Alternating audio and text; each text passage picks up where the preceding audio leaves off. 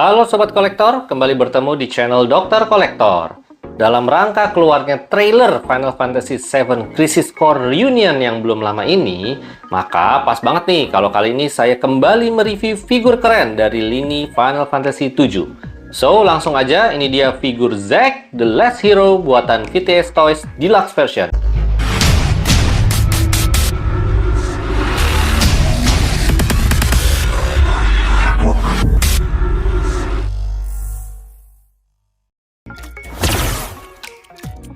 Ini adalah figur VTS Toys kedua yang saya review. Untuk kualitas boxnya masih sama nih dengan figur sebelumnya. Gede, kokoh, dan tebal. Desainnya juga simple, masih pakai motif sarang tawon dengan tulisan besar Last Hero dengan logo Meteor FF7. Di sisi-sisi lainnya hanya hitam polos aja, dan di bagian belakang ini ada logo Virtual Toys, serta peringatan bahwa ini bukan mainan anak-anak, melainkan koleksi orang dewasa. Oke, langsung aja kita unboxing teman-teman, dan masih sama kayak sebelumnya, ini buka boxnya masih susah bener karena tebel dan rapet. Nah, begitu dibuka ada busa penutup, lalu di layer pertama ini ada figur Zack dan beberapa aksesorisnya. Dan kalau diangkat, di layer kedua ada base dan penyusun diorama khasnya VTS Toys. Oke, saya keluarin dulu supaya bisa kita lihat lebih detail. Untuk base dioramanya, tetap ya, VTS Toys ini tidak pernah mengecewakan. Kali ini pun terlihat niatnya di deluxe version yang ini ya. Base bebatuan ini sculptingnya bagus, paintnya juga cakep banget. Dan ini kalau nggak salah diambil dari scene terakhir FF7 yang versi Zack ya, dimana Zack melawan puluhan tentara Shinra ketika mau membawa Cloud ke Midgar untuk diselamatkan. Makanya nih banyak percikan darah, terus ini kita juga dapat helm tentara Shinra yang udah battle damage ya. Terus ini ada percikan darah juga, dan ada lubang tempat tusukan pedangnya Zack. Gore banget ini ya. Dan pedang Zack sendiri dibuat cukup bagus, meski dari plastik, tapi paint jobnya bagus banget dan rapi. Nah, begitu dicolokin ke helm dan ditancapin ke base, langsung cakep banget ini diorama battle scene-nya. Nah, selain base yang ikonik, kita juga dikasih statue Chocobo untuk menemani Zack. Melihat statue ini, terus terang ada plus minusnya ya menurut saya. Kalau dari sisi sculpting dan paint job, ini keren banget friends. Terutama detail-detail bulu Chocobo-nya. Bahkan sampai kakinya ini juga di sculpt-nya parah, keren banget. Niat dah. Lalu untuk presisi pemasangan di base-nya, ini juga bagus banget ya. Pakem karena ada magnet juga. Cuman kekurangannya ada dua menurut saya. Yang pertama, ini skalanya nggak jelas karena kecil ya. Jadi ini nggak sinkron sama tinggi figurnya. Kedua, Chocobo itu identik dengan burung raksasa tapi lucu dan gemes. Sementara ini kesannya galak dan sangar ya. Malah kalau dilihat sekilas kayak mirip burung unta sih menurut saya. Tapi ya ini tetap keren lah untuk dipajang bareng-bareng diorama base-nya. Next adalah detail aksesoris. Yang pertama ini ada set bola-bola materia yang ukurannya agak lebih besar. Cuman kali ini proporsi masing-masing jenis materianya nggak rata nih. Lebih banyak dikasih yang green materia alias materia magic. Begitu juga dengan set materia yang kecil, ini juga proporsinya banyakkan materia warna hijau. Dan materia-materia kecil ini bisa dimasukkan ke dalam Buster Sword-nya Zack nanti. Kemudian kita dapat apel yang ada juga di trailer game-nya ya, meskipun saya kurang jelas juga sih ini apelnya buat apa ya, nanti kita tunggu pas udah main gamenya lah. Dan detail apelnya sih cukup standar, paint job-nya cukup rapi, dan ada gradasi juga di bagian warna atasnya.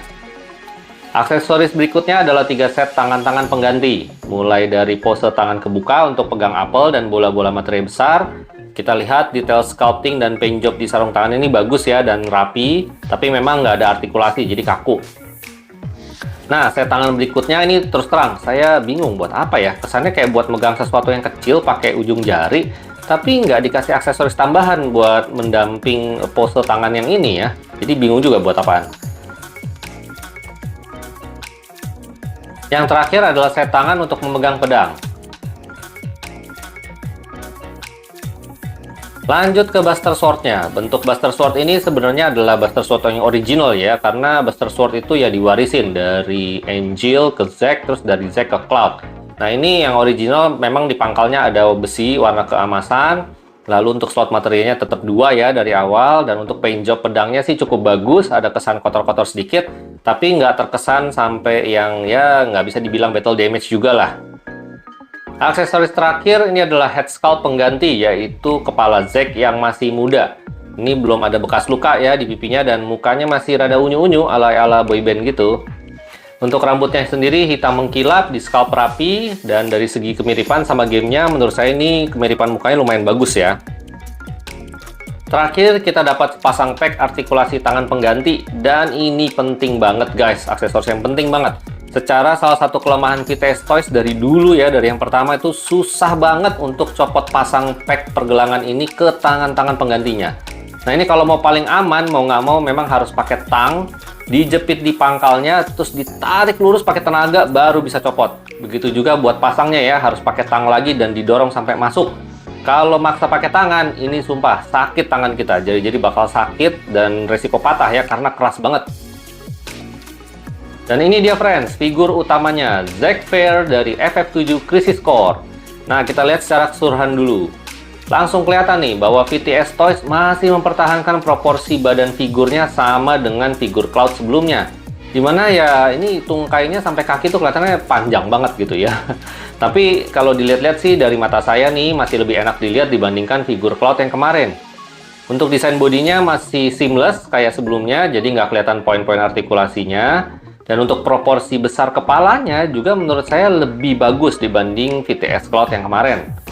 Nah, kalau dilihat lebih dekat, ini head sculpt-nya adalah versi Zack yang lebih dewasa, udah ada bekas luka ya di pipinya kayak Kenshin Samurai X. Terus mukanya juga mood-nya lebih serius. Terus poninya cuma satu nih, kayak Son Gohan waktu Super Saiyan 2. Nah, yang saya suka ini adalah sculpting shoulder pad-nya ya, cakep nih. Battle damage-nya bagus, lalu ini juga nggak ngewer-ngewer kayak figur Cloud, jadi lebih rapi. Dan untuk belt dan armor penutup perut ini memang terkesan warnanya kemudaan ya, coklatnya ya, mesti agak lebih gelap kalau dilihat di gamenya. Untuk jahitan kain celana rapi dan jenis bahannya masih sama kayak sebelumnya.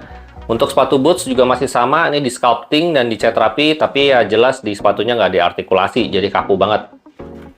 Untuk perbandingan kedua head sculpt kalau dipajang sama-sama kurang lebih seperti ini, biar teman-teman bisa lihat bedanya Zack saat masih cupu sama yang udah berpengalaman.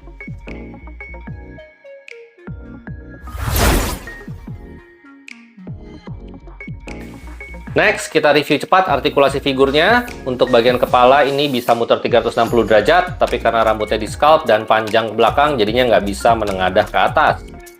Untuk lengan di bagian bahu ini juga bisa 360 derajat, cuman kehalang shoulder pad-nya.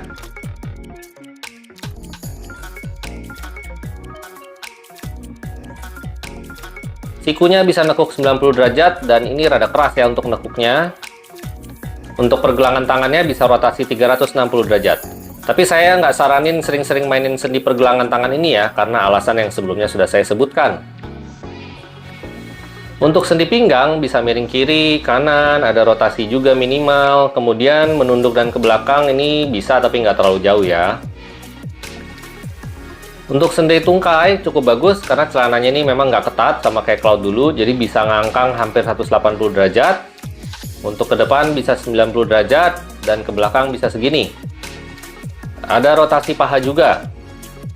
Lututnya bisa nekuk sebanyak ini, dan sendi pergelangan kaki ini bisa muter-muter 360 derajat.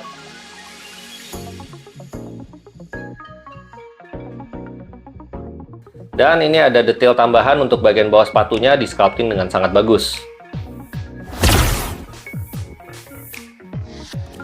Untuk tinggi figurnya, kalau tanpa base diorama ini sekitar 35 cm. Nah, kalau ditambah base jadi sekitar 38 cm. Dan ini kalau disandingin sebelah-sebelahan ya sama figur VTS Toys Cloud Strife beserta dioramanya. Kesannya memang yang Zack ini lebih pendek, tapi memang base dioramanya Zack lebih pendek dibanding diorama VTS Cloud ya. Tapi kalau dijajar tanpa base bisa kelihatan bahwa tingginya kurang lebih sama ya. Dan sebenarnya ini agak aneh karena mestinya Cloud itu lebih pendek dari Zack. Dan ini menandakan sekali lagi kalau VTS Toys belum ada usaha untuk memperbaiki proporsi figur-figurnya. Apalagi nih kalau dibandingin sama figur Game Toys Cloud ya, yang memang skalanya beneran 1/6, nih jadi makin timpang. Karena meski figur-figur VTS Toys ini ditulis skalanya 1/6, tapi aslinya kayak 1/5 scale menurut saya. Dan sebagai perbandingan skala, ini satu lagi dibandingin dengan Play Art Sky, Cloud Strife ya. Intinya ya ini figur 1/6 tapi jumbo lah, hampir ke 1/5 ya. Kesimpulan, base dioramanya keren, figurnya seamless, jadi kayak statue nih kalau dipajang. Paint job dan sculptingnya cakep, tapi sekali lagi, masalah skala figur dan proporsi badan kayaknya buat VTX Toys ini merupakan PR besar untuk kedepannya. Karena jujur aja, kalau nggak diperbaiki, mending saran saya sih para sobat kolektor beralih aja deh ke lini game toys. Cuman, memang kalau disandingin sama statue-statue FF7 figur yang lain, dan ya ini dioramanya cukup stand out lah, dan menambah cantik lemari display teman-teman semua. Oke, sekian dulu review kali ini. Jangan lupa like dan subscribe ke channel Dr. Kolektor. Sampai jumpa di unboxing dan review berikutnya. Bye-bye!